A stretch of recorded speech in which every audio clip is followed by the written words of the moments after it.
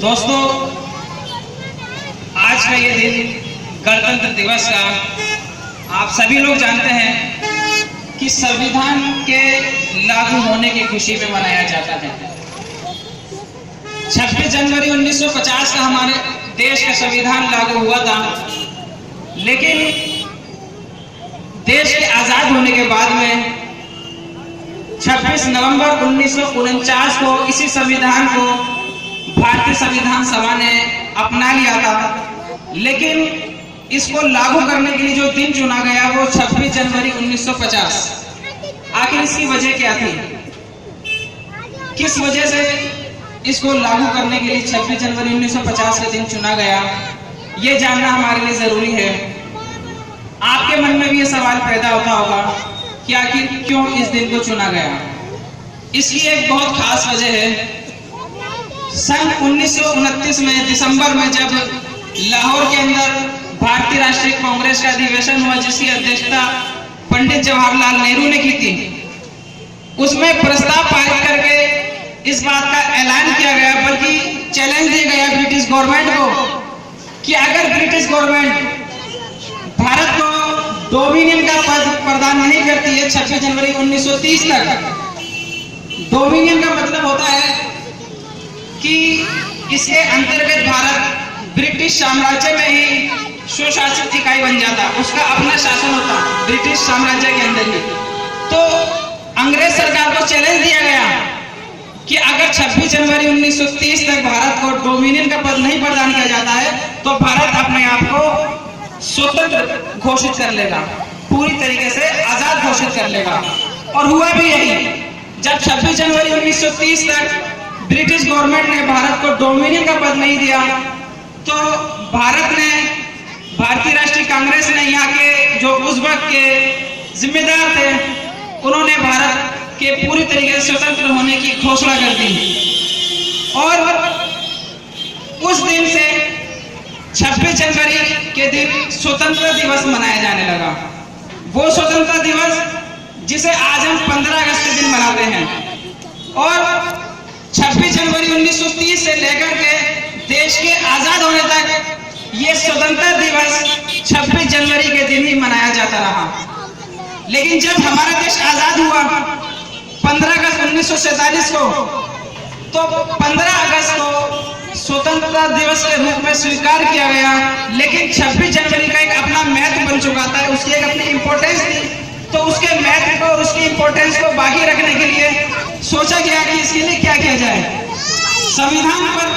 संविधान संशोधन पर काम चल रहा था। देश के आजाद होने के बाद में 26 नवंबर 1949 को जब संविधान को अपना लिया गया, तो उसमें यह निर्णय लिया गया, फैसला किया गया कि हमें 26 जनवरी की इंपॉर्टेंस को बाकी रखना है। तो 26 जनवरी 1950 को इसको लागू किया गया, हमारे भारतीय संविधान को। तो ये बहुत खुशी की बात है कि सन 1950 में हमारा देश एक गणतंत्र राज्य बना। लेकिन हमारा ये भारतीय लोकतंत्र वक्त के साथ में इसमें तमाम उतार चढ़ाव होते रहे। बहुत से लोगों को इससे, हमारे भारतीय लोकतंत्र से एतराज़ात भी रहे, मुखालिफत भी उन लोगों ने की। और आज भी हमारे देश में ऐसे तमाम लोग मौजूद हैं, तमाम ऐसे संगठन भी हैं जो हमारे भारतीय संविधान के प्रति भी श्रद्धा नहीं रखते। हमारे और आपके लिए बड़ी खुशी की बात है कि हम उस मुल्क में रहते हैं जिसकी पहचान दुनिया के तमाम देशों में सबसे बड़े लोकतंत्र की है। तमाम मजहब, धर्म, संप्रदाय, नस्ल और क्षेत्र के बावजूद ये मुल्क एक सेकुलर मुल्क है। ये वो मुल्क है जो करीब 800 साल की मुगलकालीन हुकूमत के बाद 200 साल तक अंग्रेजों का गुलाम रहा। और इस गुलामी के दौरान तमाम छोटी बड़ी जंगें हुई, तमाम छोटे बड़े आंदोलन इस मुल्क को आजाद कराने के लिए उन लोगों ने किए जो हिंदुस्तान की सरजमी से मोहब्बत करते थे। और इन जंगों और इन आंदोलनों में हिंदुस्तान में बसने वाले, यहाँ रहने वाले तमाम मजहब के लोगों ने मिलजुल कर हिस्सा लिया और उन्हें कामयाब बनाया। अगर हम 1857 की जंग की बात करें तो इस लड़ाई में हिंदुस्तान के 4.5 करोड़ हिंदू मुसलमानों ने मिलकर के हिस्सा लिया और कंधे से कंधा मिलाकर उन्होंने देश के लिए संघर्ष किया। इस लड़ाई में एक तरफ नाना साहब केशव थे, तो दूसरी तरफ तंजीमुल्लाह खान थे, एक तरफ मौलवी लियाकत अली थे, तो दूसरी तरफ तात्या टोपे थे, एक तरफ झांसी की रानी लक्ष्मीबाई थी, तो दूसरी तरफ बेगम हजरत महल। हिंदुस्तान के 350 स्थानों पर इस लड़ाई को लड़ा गया और हर जगह हिंदू मुसलमानों ने कंधा से कंधा मिलाकर हमारे देश के लिए संघर्ष की, लड़ाई की। पुरानी दिल्ली के लाल किले की प्राचीर पर लहराने वाले तिरंगा उन लोगों की देशभक्ति का नतीजा है जिन्होंने इस देश को आजाद कराने की खातिर अपनी जान की कुर्बानियां तक पेश कर दी। किसी को फांसी के फंदे पर लटका दिया गया, तो किसी को पीट पीट कर मार डाला गया, तो कहीं जनरल डायर जैसे जालिमों ने भरी सभा के अंदर औरतों पर, बच्चों पर, बुजुर्गों पर गोलियों की बौछार करवा दी। लेकिन अफसोस कि आज एक खास मजहब और खास जाति का होने की वजह से इस हिंदुस्तान के लिए अपना खून बहाने वाले तमाम शहीदों के नामों के साथ भी सांप्रदायिक राजनीति की गई और कई शहीदों की कुर्बानियों को भुला दिया गया।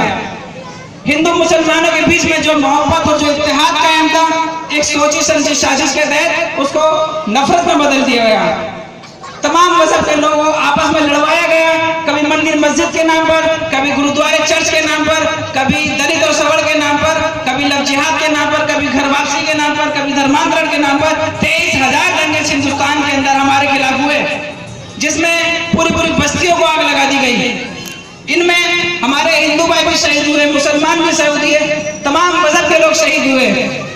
नुकसान हमारे हिंदुस्तान का हुआ और ये बेईमान कांग्रेसी और भाजपा ही राज करते रहे, ये ऐश करते रहे, फिरका बरसता करते, वोट बटोरते नहीं और लोकतंत्र हमारा कमजोर होता रहा, लोग बेबस और मजबूर होते रहे। इसमें हमारे हिंदुस्तान के अंदर आज जो हालात हैं, आप ये देख रहे हैं कि हमारा लोकतंत्र इतना बेबस हो गया, इतनी हद हो गया कि केंद्र के अंदर नरेंद्र मोदी जी मात्र 31% वोट लेकर के सरकार बना करके बैठे हुए हैं। ये बड़े अफसोस की बात है। वो लोकतंत्र जिसके बारे में कहा जाता है कि ये दुनिया का सबसे बड़ा लोकतंत्र है, आज उस लोकतांत्रिक देश के अंदर 69% लोग ऐसे हैं,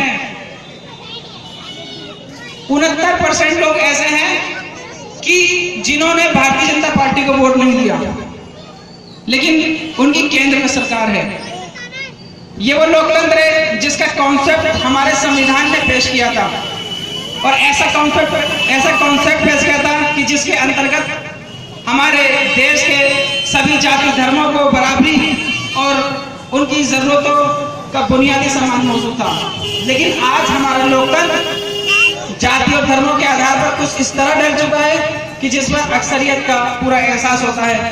टाइम हमारे पास कम है और तमाम मुकर्रर हजरात हैं, हमारे राष्ट्रीय अध्यक्ष हैं, तो मैं आपको शॉर्ट में सिर्फ ये बताना चाहता हूँ कि आज ये जो programme welfare party of India की तरफ से ऑर्गेनाइज किया गया है, ये वेलफेयर पार्टी ऑफ इंडिया का मकसद है कि जितनी भी बुराइयां आज आप देख रहे हैं हिंदुस्तान की राजनीति में, जो नाइंसाफियां हो रही हैं, क्रिमिनल को आगे बढ़ाया जा रहा है, इनको खत्म करना हमारा मकसद है।